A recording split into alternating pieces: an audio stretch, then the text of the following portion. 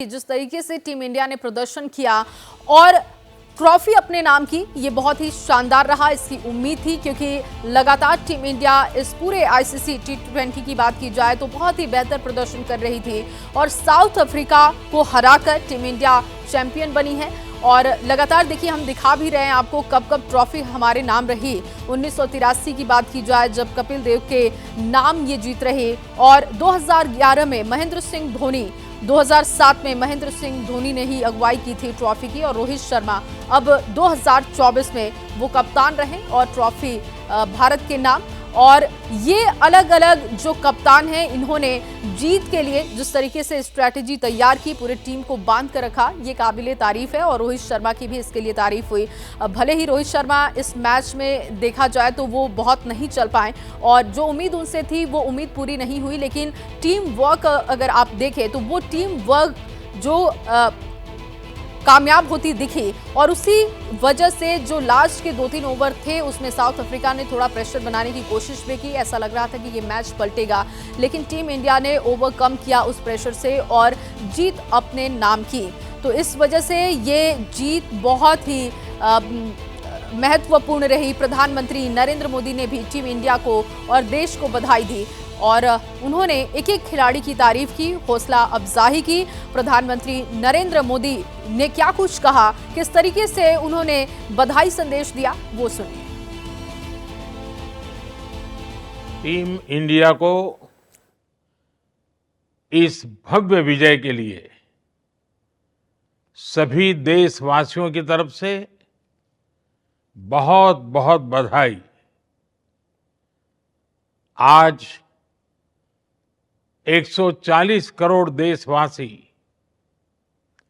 आपके इस शानदार प्रदर्शन के लिए गर्व अनुभव कर रहे हैं। खेल के मैदान में आपने वर्ल्ड कप जीता, लेकिन हिंदुस्तान के हर गांव, गली, मोहल्ले में आपने कोटि कोटि देशवासियों का दिल जीत लिया। और ये टूर्नामेंट एक विशेष कारण से भी याद रखी जाएगी। इतने सारे देश, इतनी सारी टीमें, और एक भी मैच हारना नहीं, ये छोटी उपलब्धि नहीं है। आपने क्रिकेट जगत के हर महारथी, उनके हर बॉल को खेला और आपने शानदार विजय प्राप्त करते रहे। एक के बाद एक विजय की इस परंपरा ने आपके हौसले को तो बुलंद कर दिया, लेकिन इस पूरी टूर्नामेंट को भी रसप्रद बना दिया, रोचक बना दिया। आपने शानदार विजय प्राप्त की है। मेरी तरफ से मैं आपको बहुत बहुत बधाई देता हूं, बहुत बहुत शुभकामनाएं देता हूं। तो देखिए, प्रधानमंत्री नरेंद्र मोदी को आप सुन रहे थे। जैसे ही ये जीत टीम इंडिया के नाम रही, वैसे ही उन्होंने बधाई संदेश टीम इंडिया को भेजकर हौसला अफजाई की और उन्होंने बताया कि किस तरीके से टीम इंडिया का एक एक प्लेयर अपने शानदार फॉर्म में रहा। और यही वजह है कि अगर आईसीसी T20 आप देखें तो किसी भी मैच को ना हारते हुए फाइनल को भी जीत के रूप में टीम इंडिया ने बदला। और यही वजह है कि एक एक जो टीम प्लेयर है उसका कंट्रीब्यूशन सामने आया। प्रधानमंत्री नरेंद्र मोदी ने उसका जिक्र किया और देखिए, इससे आप समझ सकते हैं कि प्रधानमंत्री नरेंद्र मोदी ने क्रिकेट को फॉलो किया और उसके साथ ही जीत की जो तस्वीरें हैं वो देश भर से सामने आ रही हैं, जिसकी तस्वीरें हमने आपके सामने भी रखी है। अलग अलग जगहों पर जिस तरीके से फैंस जीत के जश्न को मना रहे हैं, वो तस्वीरें देख लीजिए। उत्साह है, एक उम्मीद थी, उस उम्मीद पर टीम इंडिया खरी उतरी। एक वक्त में ऐसा लगा जब 2 से 3 ओवर आखिर के बाकी थे, तब उस वक्त लगा कि साउथ अफ्रीका कहीं इस मैच को जीत ना ले और एक बार निराशा हमारे हाथ ना लगे। लेकिन जिस तरीके से ओवरकम प्रेशर से करते हुए टीम इंडिया ने जीत हासिल की वो काबिले तारीफ है। अलग अलग जगहों पर किस तरीके से जश्न को मनाया गया वो देख लीजिए। मुंबई की तस्वीर आपके सामने है, इसके अलावा रायपुर की तस्वीर आप देख रहे हैं, वाराणसी, मेरठ, इंदौर, लखनऊ, सहारनपुर और अलीगढ़, इन तमाम जगहों पर फैंस ने जीत के जश्न को मनाया, जिसकी तस्वीरें हम आपको दिखा रहे हैं। क्रिकेट फैंस में खुशी की ऐसी लहर थी, लोग ऐतिहासिक जीत के बाद सड़कों पर उतर आए, लोग खुशी से झूमने लगे। फैंस ने जीत की खुशी में आतिशबाजी की और साथ ही पटाखे भी जलाए गए, मिठाई खिलाकर बधाई दी गई। सभी के हाथ में भारत का झंडा दिखाई दिया और इसे लहराते हुए न सिर्फ विराट कोहली, रोहित शर्मा का जिक्र किया गया, बल्कि फैंस ने कल उन तमाम प्लेयर्स की भी सराहना की जिन्होंने जीत में अपना कंट्रीब्यूशन दिया, चाहे वो सूर्य कुमार हो, इसके अलावा आप अक्षर पटेल की बात कर लीजिए। ये तमाम जो खिलाड़ी रहे, जसप्रीत बुमराह की काफ़ी चर्चा हुई, जिस तरीके से उन्होंने बॉलिंग की, वो तमाम चीज़ें फैंस ने देखी और टीम इंडिया पर जो भरोसा उन्होंने जाहिर किया, उस भरोसे पर टीम इंडिया खरी उतरी और इस वजह से जीत की ये अलग अलग तस्वीरें अलग अलग जगहों से आप देख रहे हैं। भारत टीम हमारी 17 साल के बाद जीती है। इतना खुशी में बहुत समय बाद हो रहा हूं, इतने दर्द छुपाए हैं, इतनी बार हमारी टीम बाहर फाइनल पहुंच के आ रही है, लेकिन कहता था कि मैच नहीं देखूंगा। ये वर्ल्ड कप ऐसा है कि अपनी टीम को सपोर्ट करने तुरंत पहुंच जाता हूं और आखिरकार आज हम जीत गए। इंडिया, उसने जो किया है वो कोई नहीं कर सकता। रोहित शर्मा, प्रेशर कैसे लेना है, और बहुत लोगों का मुंह बंद हो गया है इस बार। आज जो काम करके दिखाया है, क्या पता अगली बार कब देखने मिले, पर 2011 के बाद आज ये देख के मजा ही आ गया। शब्दों में बयान नहीं कर सकते, इतना मजा आया। अन्य देशों में भारत का डंका मजबूत हुआ है और भारतीय खिलाड़ियों ने जो अपना प्रदर्शन किया है, उससे भारत देश ने पूरा अन्य के देशों के समर्थन में खुशी का माहौल है। साउथ अफ्रीका के जाबड़े से मैच निकाल कर विजय प्राप्त की है। इससे अच्छा चीज और क्या चीज है? इस दिन के लिए हमें कब से इंतजार थी। धोनी के बाद आज पहली बार रोहित ने लेके आया, इसके लिए ये खुशी की बात है। रोहित जिंदाबाद। बहुत खुशी का माहौल है, हम सब बहुत खुश हैं। आप जोर सबका देख सकते हैं, बहुत डिफिकल्ट गेम था पर भारत ने कर दिखाया। भाई साहब, भारत मैच जीता है, हमें बहुत खुशी है और हमारा हिंदुस्तान जिंदाबाद है, जिंदाबाद रहेगा। माता की जय। तो ये देखिए किस तरीके से फैंस उत्साहित रहे, जो पूरा मैच उन्होंने देखा और ये जो जीत टीम इंडिया ने उनके नाम की, उसको लेकर लोग तारीफ कर रहे हैं। अलग अलग जगहों की तस्वीर, रिएक्शंस क्या हैं फैंस के, वो सब कुछ आपके सामने रख रहे हैं। आतिशबाजी की आवाज़ें आप सुन सकते हैं। मुंबई, रायपुर, वाराणसी, मेरठ, इंदौर, लखनऊ, सहारनपुर, अलीगढ़, तमाम जगहों की जो तस्वीरें आप देख रहे हैं, कमोबेश एक जैसा उत्साह, एक जैसा जश्न हर तरफ देखने को मिला। और ये जो जश्न की तस्वीरें हैं, ये लाजमी भी थी, उम्मीद थी कि टीम इंडिया इस बार ट्रॉफी अपने नाम लेकर आएगी रोहित शर्मा की कप्तानी में, और वो सब कुछ होता हुआ दिखाई दिया। भले ही रोहित शर्मा और विराट कोहली ने बहुत ही अच्छे नोट पर संन्यास का भी ऐलान किया T20 फॉर्मेट से, लेकिन इसकी भी सराहना की गई। फैंस ने इसको बहुत ही सम्मानपूर्वक लिया और हालांकि वो चाहते हैं कि विराट कोहली और खेलते T20 में, लेकिन फिर भी विराट कोहली ने ट्रॉफी के साथ संन्यास का ऐलान किया। देखिए, सिर्फ फैंस ही नहीं बल्कि नेता भी किस तरीके से झूमे, उसकी तस्वीर आप देख रहे हैं। और देखिए, विश्वास सारंग, मध्य प्रदेश के खेल मंत्री, उनकी तस्वीर देखिए, गाड़ी पर बैठकर भारत का झंडा उन्होंने लहराया। कैलाश विजयवर्गीय को दूसरी तरफ आप देख रहे हैं और लोगों के साथ जीत का जश्न नेताओं ने मनाया। मध्य प्रदेश के मंत्री कैलाश विजयवर्गीय की तस्वीर भी आपको दिखा रहे हैं, जो सेलिब्रेशन करते हुए आपको दिखाई दे रहे हैं।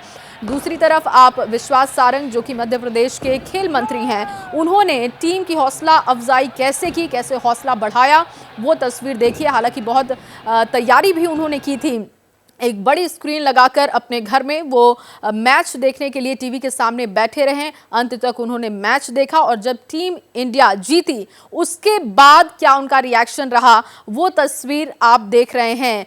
इसके अलावा प्रधानमंत्री मोदी ने भी जीत की बधाई दी, तो वहीं उत्तराखंड के मुख्यमंत्री पुष्कर सिंह धामी ने भी मैच का आनंद लिया। साथ ही कर्नाटक के सीएम सिद्धारमैया ने भी मैच का लुत्फ उठाया।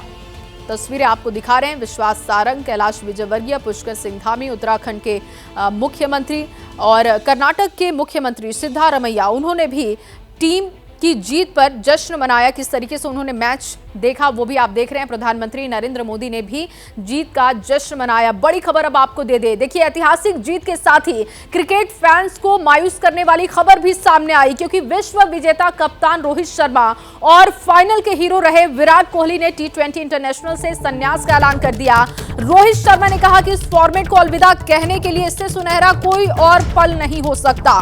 तो वहीं विराट कोहली ने कहा कि अब वक्त अगली पीढ़ी की बारी का है। तो बहुत ही सम्मान के साथ देखिए अलविदा कहा। T20 फॉर्मेट से, इंटरनेशनल से संन्यास विराट कोहली और रोहित शर्मा ने ले लिया है। इसका ऐलान उन्होंने कल किया। जीत के बाद रोहित विराट का ये बड़ा ऐलान हुआ। हालांकि फैंस ने भी बहुत ही सम्मानपूर्वक इस डिसीजन को लिया है और एक बहुत ही अच्छे नोट पर विराट कोहली और रोहित शर्मा ने T20 इंटरनेशनल से संन्यास का ऐलान किया। और अब बात करेंगे हानिकारक व्यवस्था की। जी हां, 3 दिन में 3 बड़े हादसों ने एयरपोर्ट अथॉरिटी ऑफ इंडिया की नींद उड़ा दी है। पहला हादसा जबलपुर एयरपोर्ट पर हुआ, 27 जून को यह हादसा हुआ था।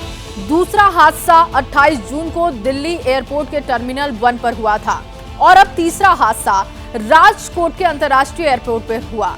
और अब हमने लिख दिया है कि ये व्यवस्था हानिकारक है, क्योंकि एयरपोर्ट पर जाना अब जान हथेली पर लेकर चलने जैसा है।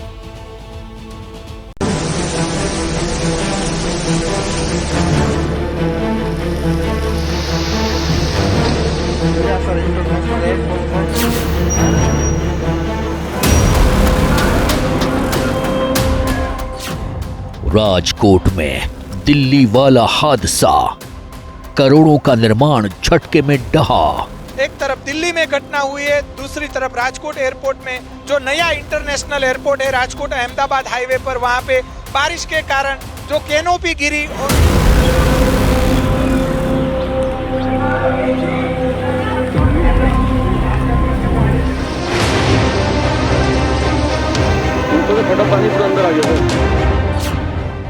बैक टू बैक हादसों से दहशत में लोग।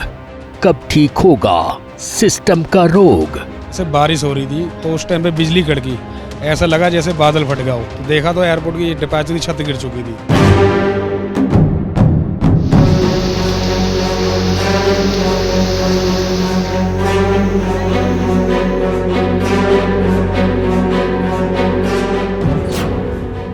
दिल्ली की गलती से नहीं ली सीख, लाचार व्यवस्था कैसे होगी ठीक।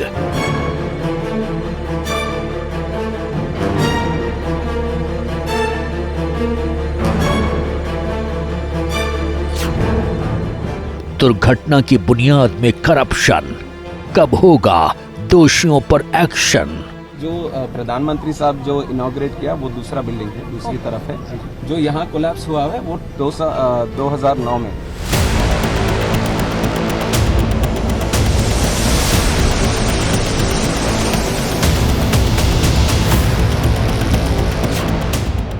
मिलावट का खेल या सिस्टम हो गया फेल।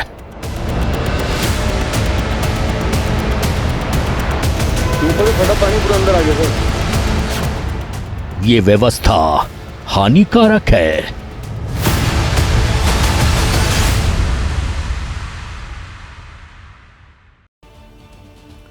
तो हादसों से सीख ना लेना और बार बार गलती करना क्राइम करने जैसा होता है, क्योंकि एक दिन पहले दिल्ली एयरपोर्ट के टर्मिनल 1 की छत बारिश में ढह गई, जिसमें एक शख्स की जान भी चली गई। अब ठीक वैसा ही हादसा राजकोट एयरपोर्ट के टर्मिनल पर हुआ, जिसने पूरे सिस्टम की पोल खोल दी है।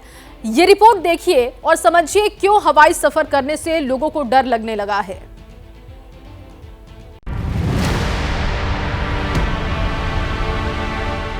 हाईटेक दिखते इन एयरपोर्ट से अब डर लगने लगा है।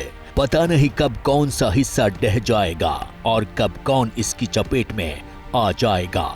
ये सवाल इस वक्त हर उस इंसान के जहन में घूम रहा है जिसने देश के 3 बड़े एयरपोर्ट्स पर हुए इन हादसों को देखा है।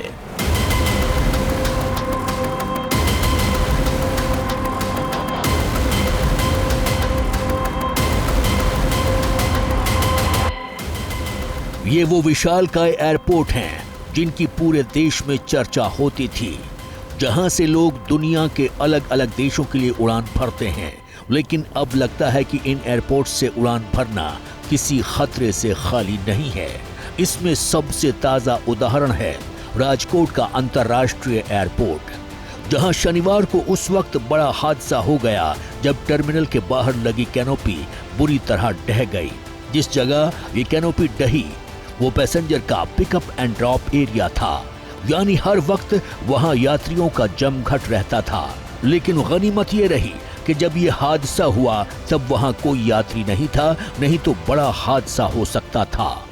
चुनावी प्रपंच का हिस्सा बनाने के लिए इस देश के प्रधानमंत्री नरेंद्र मोदी जी ने आनन फानन में सिर्फ और सिर्फ फोटो अपॉर्चुनिटी को ध्यान में रखते हुए गुणवत्ता और प्रोजेक्ट की पूर्णता को दरकिनार करते हुए जबलपुर में टर्मिनल इनॉग्रेट हुआ, पहली बरसात आई, कोलैप्स हो गया। दिल्ली के अंदर टर्मिनल इनॉग्रेट हुआ, पहली बरसात आई, कोलैप्स हो गया। माननीय मोदी जी के गृह राज्य गुजरात के राजकोट में एक टर्मिनल इनॉग्रेट हुआ, इसमें प्रोजेक्ट की कंप्लीशन, प्रोजेक्ट की क्वालिटी सब कुछ कॉम्प्रोमाइज हुई और वो भी कोलैप्स हो गई। जो नया इंटरनेशनल एयरपोर्ट है राजकोट अहमदाबाद हाईवे पर, वहां पे बारिश के कारण जो कैनोपी गिरी, एक तरफ दिल्ली में घटना हुई है, दूसरी तरफ राजकोट एयरपोर्ट में घटना जो हुई है उसमें कोई जान हानि का कोई समाचार नहीं है, पर राजकोट में बारिश के कारण जनजीवन अभी प्रभावित हो रहा है। राजकोट के इस अंतर्राष्ट्रीय एयरपोर्ट के नए टर्मिनल का लोकार्पण पिछले साल जुलाई में प्रधानमंत्री मोदी ने किया था, जिसके विस्तार में 1400 करोड़ से ज्यादा पैसा खर्च हुआ था। जब मैं नए बने एयरपोर्ट पर था तो आपके इस सपने के पूरे होने की खुशी मैंने भी महसूस की। अब राजकोट से देश के साथ साथ दुनिया के अनेक शहरों के लिए भी सीधी फ्लाइट संभव हो पाएगी। इस एयरपोर्ट से यात्रा में तो आसानी होगी ही, इस पूरे क्षेत्र के उद्योगों को भी बहुत लाभ होगा।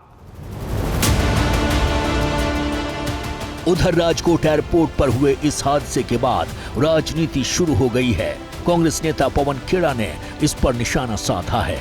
अपने एक्स हैंडल पर ट्वीट करते हुए लिखा है कि इस एयरपोर्ट के टर्मिनल का लोकार्पण 27 जुलाई 2023 को हुआ, जो 29 जून 2024 को कोलैप्स कर गया। लेकिन राजकोट का ये एयरपोर्ट एक बारिश तक नहीं झेल पाया। उधर मौसम विभाग ने चेतावनी दी है कि दक्षिण गुजरात के ऊपर साइक्लोनिक सिस्टम सक्रिय है, जिससे राज्य के कुछ हिस्सों में व्यापक बारिश हो रही है, जिसको लेकर आईएमडी ने साउथ गुजरात के लिए येलो अलर्ट जारी किया है। लेकिन यहाँ सवाल व्यवस्था का है जो हानिकारक हो चली है, क्योंकि जिस निर्माण के लिए करोड़ों खर्च हों और वो एक मौसम की पहली बारिश तक न झेल पाए तो सवाल लाजमी है। सवाल लाजमी इसलिए भी है, दिल्ली एयरपोर्ट पर भी बड़ा हादसा हुआ है, जिसमें एक युवक की जान चली गई, क्योंकि जो दिल्ली में शुक्रवार को हुआ है वो किसी एक शहर की, एक आदमी की खबर नहीं है।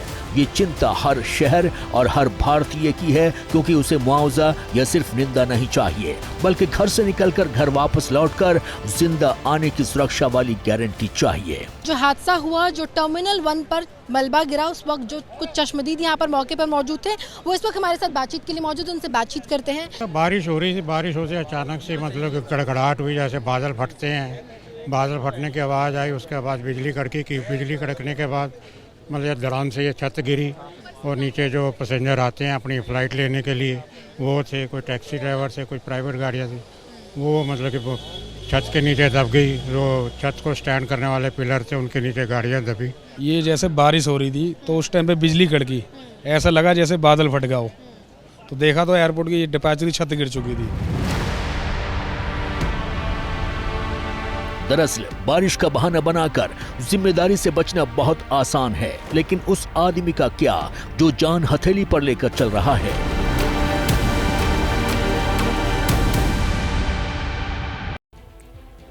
देश की राजधानी के सबसे बड़े एयरपोर्ट के सबसे बड़े टर्मिनल की छत गिर जाती है, एक शख्स की जान चली जाती है और सिस्टम बारिश को कसूरवार बताता है। तो सवाल उठना लाजमी हो जाता है कि अगर पहली बारिश में ये हाल है तो आगे क्या होने वाला है, क्योंकि दिल्ली एयरपोर्ट के हादसे पर राजनीति 7वें आसमान पर है। ये रिपोर्ट देखिए और समझिए कैसे लापरवाही ने एक परिवार की जिंदगी उजाड़ दी।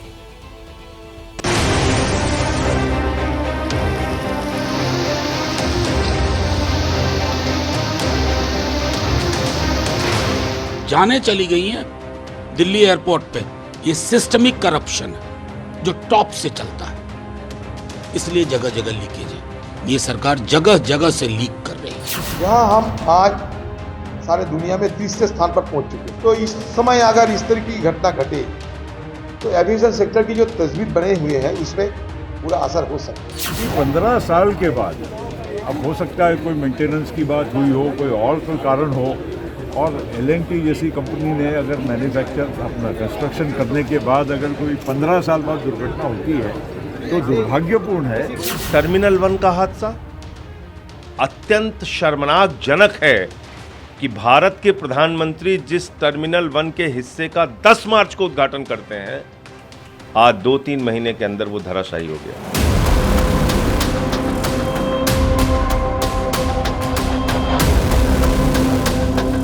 दिल्ली एयरपोर्ट में जो संघटना घटी उसके हिसाब से वहाँ पे जांच शुरू कर दी गई है। हम पूरे देश भर में जो भी एयरपोर्ट्स हैं उस सबका एक बार फिर से बिल्डिंग की इंस्पेक्शन वो सब करवाएंगे।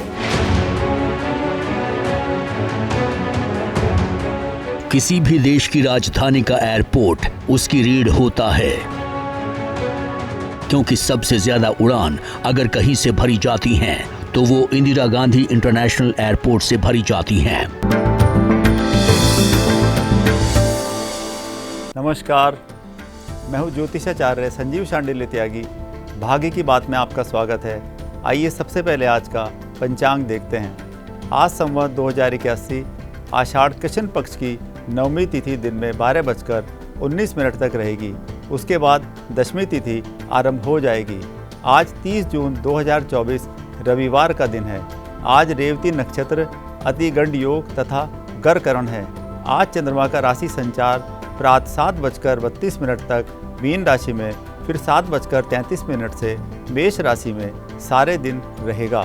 आज राहु काल शाम 4:30 से शाम 6 बजे तक रहेगा। आज यमघंटक योग दोपहर 12 बजे से दोपहर 1:30 तक रहेगा। किसी भी नए कार्य को आरंभ करने के लिए राहु काल तथा यमघंटक योग इन दोनों समय का त्याग करना चाहिए। शुभ कार्य को करने के लिए सर्वार्थ सिद्धि योग प्रातः 7:33 से अगले दिन प्रातः 5:31 तक रहेगा। नए व्यापारिक कार्य को करने के लिए आज शुभ नाम का चौगड़िया मुहूर्त प्रातः 5:29 से प्रातः 7:11 तक रहेगा। आज प्रातः 7:32 तक उत्तर तथा पश्चिम दिशा में, फिर 7:33 से उत्तर तथा पूर्व दिशा की यात्रा करना कंपटीशन, नौकरी, इंटरव्यू, बिजनेस, धार्मिक व घूमने के दृष्टिकोण से शुभ रहेगा। डॉक्टरी सलाह तथा मेडिकल जांच के लिए शुभ समय प्रातः 8 बजे से प्रातः 9:01 तक, फिर दोपहर 1:36 से दोपहर 3:54 तक रहेगा। कॉर्पोरेट व company affair, industrial dispute, property separation व सिविल मैटर से संबंधित मुकदमा दायर करने के लिए एवं एडवोकेट से मिलने हेतु शुभ समय प्रातः 8:30 से प्रातः 9 बजे तक, फिर दोपहर 1:32 से शाम 3:50 तक रहेगा। बात करते हैं आकाश में ग्रहों के गोचर की। सौर मंडल में घूम रहे ग्रहों की रश्मियों का हमारे जीवन के शारीरिक, मानसिक, आर्थिक, सामाजिक, व्यक्तिगत सभी क्षेत्रों पर प्रभाव पड़ता है। चंद्रमा तथा ग्रहों के इस गोचर के आधार पर नित्य राशियों की प्रेडिक्शन की जाती है। आज सूर्य शुक्र ग्रह मिथुन राशि में, बुध ग्रह कर्क राशि में, चंद्रमा प्रातः 7:32 तक मीन राशि में, फिर 7:33 से मेष राशि में, मंगल ग्रह मेष राशि में, बृहस्पति ग्रह वृष राशि में, शनि ग्रह कुंभ राशि में, राहु ग्रह मीन राशि में तथा केतु ग्रह कन्या राशि में भ्रमण करेंगे। अब बात करते हैं आज के 12 राशियों के राशिफल की। मेष राशि वालों के लिए आज का दिन नई सफलता को ला रहा है। स्वास्थ्य शानदार रहेगा। स्वच्छ तथा परोपकारिता से भरे विचार उत्पन्न होंगे। राशि में मंगल चंद्रमा की युति महालक्ष्मी योग का निर्माण कर रही है। कोई बड़ी उपलब्धि कार्य क्षेत्र में मिल सकती है। वृष राशि वालों के लिए आज का दिन नई संभावनाओं को ला रहा है। स्वास्थ्य अच्छा रहेगा तथा आत्मविश्वास नेक्स्ट लेवल का रहेगा। सरकारी कार्य से बाहर जाने के योग हैं। पार्टनरशिप में किए गए बिजनेस की पूर्व दिशा के शहर में विस्तार की संभावनाएं बनती हैं। मिथुन राशि वालों के लिए आज का दिन उन्नति के नए मार्ग को प्रशस्त कर रहा है। स्वभाव में दृढ़ता रहेगी। मंगल चंद्रमा के 11वें भाव से भ्रमण के कारण किसी महत्वाकांक्षी योजना पर कार्य शुरू कर सकते हैं। बड़ी बहन द्वारा आर्थिक मदद दी जा सकती है। पुराने किए गए निवेश से बड़ा अर्थ लाभ हो सकता है। प्यार के मामले में आज आपका भाग्य साथ देगा। कर्क राशि वालों के लिए आज का दिन बड़ी आशा को लेकर आ रहा है। राशि से चंद्रमा के 10वें भाव में दशमेश मंगल के साथ उपस्थिति बड़ी आर्थिक तथा सामाजिक उन्नति का संकेत दे रही है। बड़ी कंपनी द्वारा प्रोन्नति के साथ जॉब ऑफर हो सकती है। ड्रीम हाउस खरीदने की संभावनाएं हैं। राजनीतिक लोगों को संगठन में बड़ी जिम्मेदारी दी जा सकती है। सिंह राशि वालों के लिए आज का दिन सुनहरे पलों को ला रहा है। स्वास्थ्य अच्छा रहेगा। विचारों में सकारात्मकता रहेगी तथा ऊर्जा के नए लेवल को महसूस करेंगे। जॉब की तलाश में घूम रहे लोगों को उनकी शिक्षा व अनुभव के आधार पर जॉब मिल सकती है। सोने चांदी तथा म्यूचुअल फंड में निवेश करना शुभ रहेगा। प्रशासनिक लोगों का ट्रांसफर हो सकता है। कन्या राशि वालों के लिए आज का दिन सावधानी से बिताने का दिन है। स्वास्थ्य पर विशेष ध्यान दें। चंद्रमा के राशि से 8वें भाव से भ्रमण के कारण मनोस्थिति कमजोर हो सकती है। पारिवारिक कलेश को अवॉइड करें। अपेक्षित मार्क्स न आने से विद्यार्थी आज निराश हो सकते हैं। जीवन साथी के साथ तालमेल में कमी आ सकती है। तुला राशि वालों के लिए आज का दिन शानदार जाने वाला है। सेहत अच्छी रहेगी। मन में उत्साह बना रहेगा। मूड सारे दिन रोमांटिक हो सकता है। जीवन साथी के साथ न भूलने वाली शाम को किसी रेस्टोरेंट में सेलिब्रेट कर सकते हैं। साझेदारी में बिजनेस शुरू करने की डील फाइनल हो सकती है। वृश्चिक राशि वालों के लिए आज का दिन सौभाग्य से भरा रहेगा। आत्मविश्वास बढ़ा रहेगा तथा विचारों में दृढ़ता रहेगी। हड्डी व जोड़ों की पुरानी बीमारी दूर हो सकती है। पर्दे के पीछे से काम करने वाले विरोधी समाप्त हो सकते हैं। भवन निर्माण, जुडिशरी तथा राजनीति से जुड़े लोगों को अर्थ लाभ की संभावनाएं हैं। धनु राशि वालों के लिए आज का दिन नई आशा व ऊर्जा को ला रहा है। आपका मानसिक शारीरिक स्वास्थ्य नेक्स्ट लेवल का रहेगा। पुत्र संतान स्पोर्ट्स को करियर बनाने का निर्णय ले सकती है। प्रेमी युगल पारिवारिक सदस्यों की सहमति से शादी कर सकते हैं। किसी बड़े होटल में डिनर पर जा सकते हैं। मकर राशि वालों के लिए आज का दिन सौभाग्य से भरा रहेगा। शारीरिक सेहत अच्छी रहेगी। चौथे घर में महालक्ष्मी योग के बनने से समाज में मान प्रतिष्ठा बढ़ सकती है। किसी बंगले या खूबसूरत मकान को खरीदने की संभावनाएं हैं। कुंभ राशि वालों के लिए आज का दिन नई सोच व उत्साह को लेकर आ रहा है। मन में शांत तथा स्थिर विचार आएंगे। सोच सकारात्मक रहेगी। छोटे भाई के सेना या अर्धसैन्य बलों में नौकरी लगने से परिवार में हर्ष का माहौल रहेगा। आय के दूसरे सोर्स विकसित हो सकते हैं। मीन राशि वालों के लिए आज का दिन खुशियों से भरा रहेगा। स्वास्थ्य अच्छा रहेगा।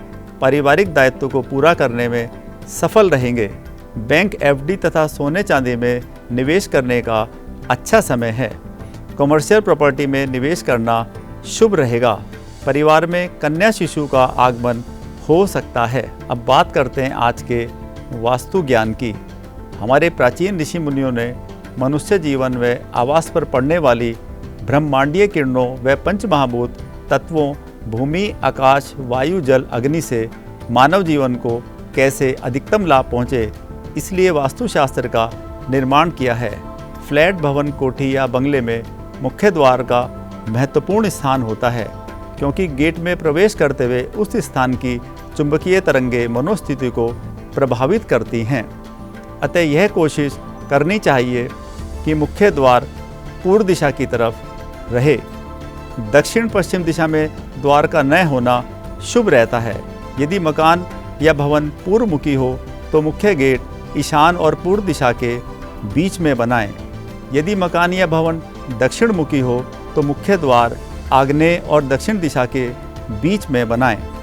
यदि भवन या मकान पश्चिम मुखी हो तो मुख्य द्वार नैऋत्य तथा पश्चिम दिशा के बीच में बनाएं। यदि भवन या मकान उत्तर मुखी हो तो मुख्य द्वार वायव्य और उत्तर दिशा के मध्य में बनाएं। भाग्य की बात में आज इतना ही। आपका दिन शुभ व मंगलमय हो। नमस्कार।